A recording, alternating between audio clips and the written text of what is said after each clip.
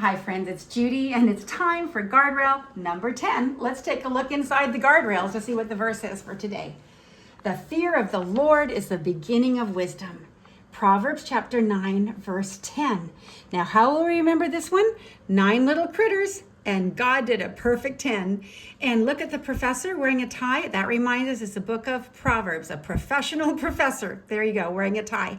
Proverbs chapter 9, verse 10. The fear of the Lord is the beginning of wisdom. Let's try it as a little song, then we'll remember. Proverbs chapter 9, verse 10.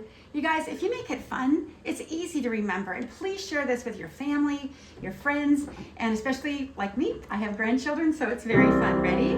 The fear of the Lord is the beginning of wisdom.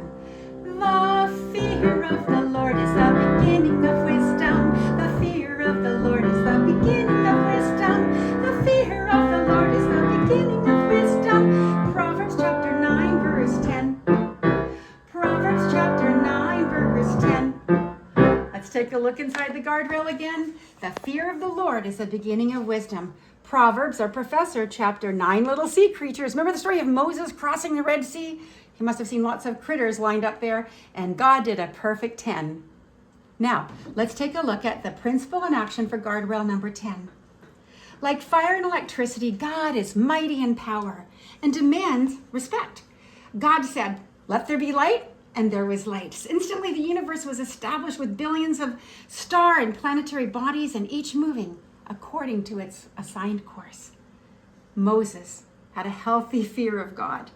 Therefore, he followed God's directives, even though he felt inadequate. The result was a front row seat to many miracles, including the parting of the Red Sea and watching a rock gush forth with fresh drinking water that quenched the thirst of 2 million souls. Egypt's Pharaoh, on the other hand, thought that he was God. But after God sent 10 plagues that proved he wasn't, including the death of every firstborn Egyptian, Pharaoh reluctantly freed God's people who had been slaves in Egypt for 400 years. Later, however, Pharaoh changed his mind and tried to retake them, and then that same wall of water, which allowed the Israelites to walk through the Red Sea on dry land, came crashing down and swallowed Pharaoh's mighty army.